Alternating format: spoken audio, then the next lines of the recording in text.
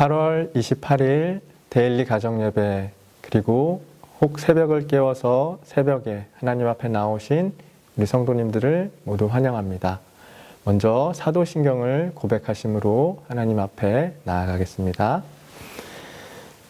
전능하사 천지를 만드신 하나님 아버지를 내가 믿사오며 그 외아들 우리 주 예수 그리스도를 믿사오니 이는 성령으로 잉태하사 동정녀 마리아에게 나시고 본디오 빌라도에게 고난을 받으사 십자가에 못 박혀 죽으시고 장사한 지 사흘 만에 죽은 자 가운데서 다시 살아나시며 하늘에 오르사 전능하신 하나님 우편에 앉아 계시다가 저리로서 산 자와 죽은 자를 심판하러 오시리라. 성령을 믿사오며 거룩한 공회와 성도가 서로 교통하는 것과 죄를 사하여 주시는 것과 몸이 다시 사는 것과 영원히 사는 것을 믿사옵나이다. 아멘.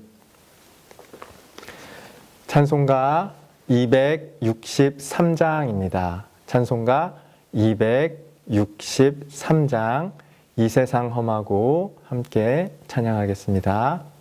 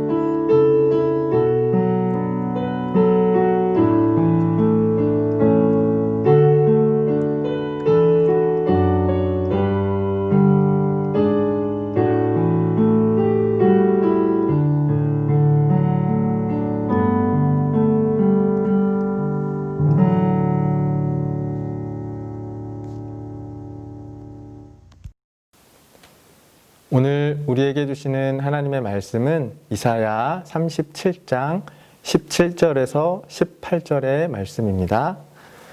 제가 봉독해 드리겠습니다. 여호와여 귀를 기울여 들으시옵소서. 여호와여 눈을 뜨고 보시옵소서. 사내립이 사람을 보내어 살아계시는 하나님을 회방한 모든 말을 들으시옵소서. 여호와여 아스르 왕들이 과연 열국과 그들의 땅을 황폐하게 하였고. 아멘. 이 예배의 자리에 하나님께서 주실 큰 은혜를 기대하고 나오신 줄로 믿습니다. 과연 하나님께서 기대하셨던 그 크신 은혜를 우리 성도님들 모두에게 허락하여 주실 줄로 믿습니다. 과연이라고 하는 이 단어, 우리가 일상생활에는 어떠한 때에 이 단어를 사용할까요? 사전적인 의미로는요, 참으로, 정말로, 진짜로라고 하는 의미를 가지고 있습니다. 그러니까 이 과연이라고 하는 단어는요, 생각하고 있던 것과 실제가 과연 참이다, 진짜다, 정말로 그렇다라고 확인되어질 때, 생각했던 것과 실제가 같은 걸로 확인될 때 과연 그렇다라고 사용하는 단어입니다. 그런데 오늘 성경에 들여다보니까 히스기야가 하나님께 기도를 하면서 과연이라고 하는 단어를 사용하고 있습니다. 히스기야는 왜 하나님께 기도하는데 이 과연이라고 하는 단어를 사용했을까요? 아수르에 대한 소문을 들었습니다. 그리고 생각했었습니다. 그런데 정말로 과연 실제로 확인해 보니까, 당해 보니까 과연 너무나 대단한 겁니다. 생각했고 소문으로 들을 때 대단하다 느꼈었는데 실제로 유다를 쳐들어오고 많은 유다의 영토가 다 점령을 당하고 예루살렘까지 포위가 된 상태 속에서 실제로 확인해 보니까 아수르가 과연 정말로 너무 대단합니다 라고 하나님 앞에서 기도하고 있다라는 겁니다. 우리도 살아가면서 이 과연이라고 하는 단어를 많이 쓰게 되지요. 히스기야가 과연이라고 할 만큼 아수르는 정말로 굉장한 나라였습니다. 처음에 이사야에게 기도를 부탁하면서 이 히스기야가 하나님 앞에 나아갈 때, 고백할 때 자기의 처지를 이렇게 고백합니다. 3절 말씀이었는데요. 그들이 이사야에게 이르되 히스기야의 말씀에 오늘은 환난과 책벌과 능욕의 날이라 라고 말하죠. 환난과 책벌과 능욕이라고 표현할 만큼 아수르는 과연 대단한 존재였습니다. 아이를 임신한 여자가 해산할 힘이 없는 그런 안타까운 상황, 그게 지금 우리가 처한 상황입니다 라고 고백할 수밖에 없는, 과연 정말로 대단한 아수르 앞에 그렇게 자신의 처지를 고백했던 히스기야의 모습을 보게 됩니다. 또 그러했습니다. 두 번째로 또다시 편지를 보내서 유다를 위협하게 되는데요. 그 이야기 속에서 사네립이 이렇게 떵떵거립니다. 너희도 들어서 알잖아. 우리가 다른 나라들을 다 점령했어. 우리 앞에서 무너지지 않은 나라가 없어. 무너지지 않은 신들이 없어. 너희 하나님이라고 다를 것 같아? 라고 위협하죠. 과연 대단했기 때문에 스스로 떵떵거릴 수 있을 만큼 아수르의 존재는 대단했습니다. 히스기야가 그래서 하나님 앞에서 이 과연이라는 단어를 사용해 호소하고 있는 겁니다. 하나님, 과연 그렇습니다. 생각하고 소문을 들었던 것과 같이 실제로도 아수르가 과연 너무나 대단합니다. 어떻게 해야 할까요? 과연 정말로 우리를 압도하고 우리를 두려움에 빠뜨리는 현실 앞에서 우리는 어떻게 해야 될까요? 과연 너무나 우리를 두렵게 만들고 옥죄어 오는 코로나19라고 하는, 그리고 그 이후에 일어나는 여러 가지 경제적인, 사회적인, 문화적인, 사회 전반적으로 퍼져 있는 그 두려움 앞에서 과연 우리는 어떻게 해야만 할까요? 히스기야가 정말로 잘한 것이 있습니다. 그게 뭐냐면 37장 1절에 보니까 히스기야 왕이 듣고라고 되어 있는데요. 자신이 들음의 주체였는데 이것을 어떻게 하냐면 4절에 가서 보니까 당신의 하나님 여호와께서 랍사게의 말을 들으셨을 것이라 라고 이야기하고 있습니다. 들음의 주체를 바꾸는 겁니다. 우리는요, 우리에게 들려오는 소리가 있어요. 우리가 보는 것이 있습니다. 그것이 정확하다라고 생각합니다. 하지만 실제로 생각해 보세요. 우리에게 들려오고 우리가 보는 상황 앞에서 우리가 할 수 있는 일은 사실 별로 없습니다. 연약하기 때문에 그렇습니다.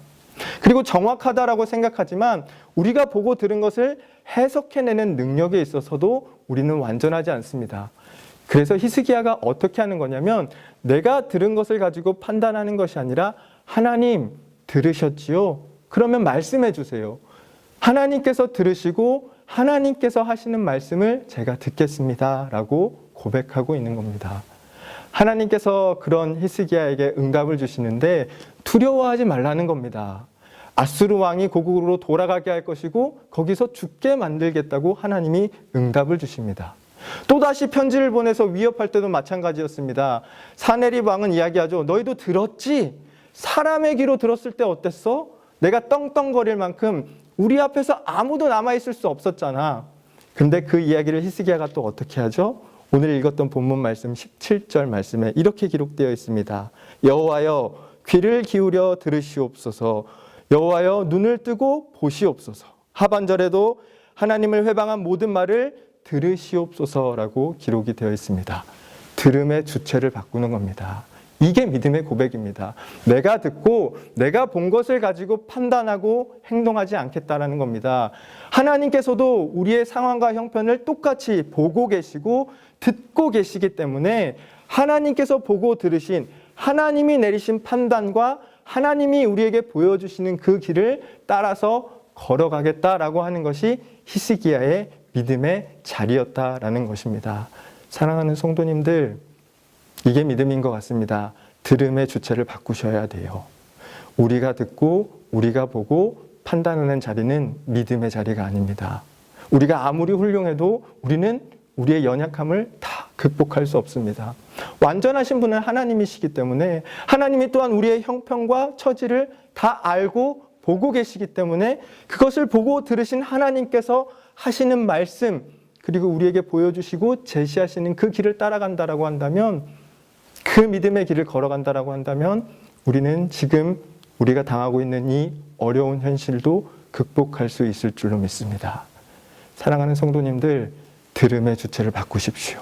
하나님이 듣고 계십니다. 하나님이 보고 계십니다.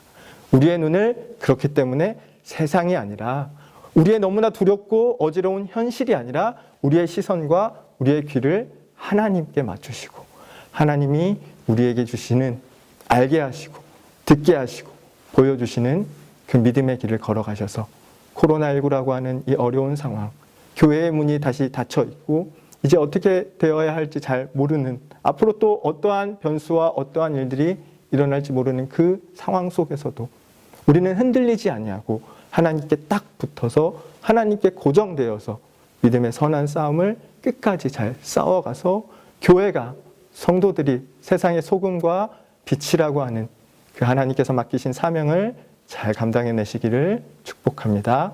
기도하겠습니다. 하나님, 우리는 우리가 보고 들은 것이 정확하다 생각하고 그것을 가지고 잘 판단해서 좋은 길을 찾으려고 애씁니다. 하지만 하나님, 우리에게 들려오는, 우리가 보게 되는 현실은 우리가 어찌할 수 없는 경우가 너무나 많습니다. 우리가 연약하기 때문입니다. 또한 우리가 부족하여 그것을 정확하게 분별해내기도 어렵습니다. 하나님, 들음의 주체를 나에서 하나님께로 바꿉니다. 하나님께서 듣고 계십니다. 보고 계십니다. 그리고 우리에게 말씀하여 주십니다. 히스기야는 그 믿음을 가지고 고백했습니다.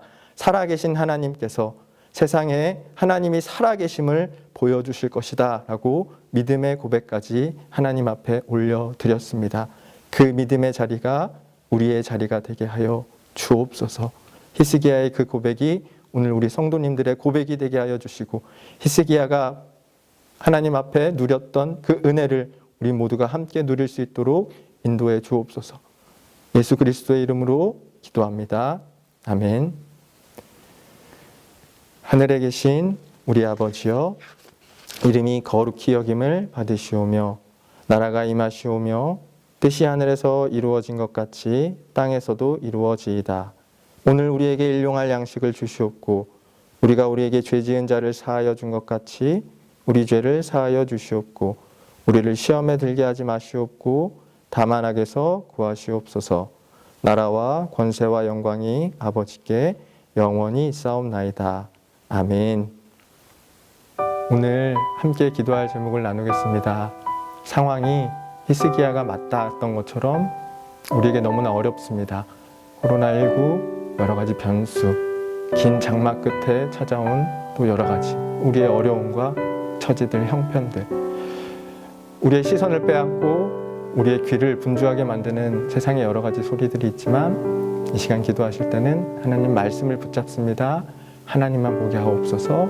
하나님의 말씀을, 그 말씀만을 먼저 듣고 그 길을 따라가게 하옵소서. 믿음의 고백으로 함께 기도하시면서 온 가족이 또한 함께 합심으로 기도하시는 시간 되시기를 바랍니다. 함께 기도하겠습니다.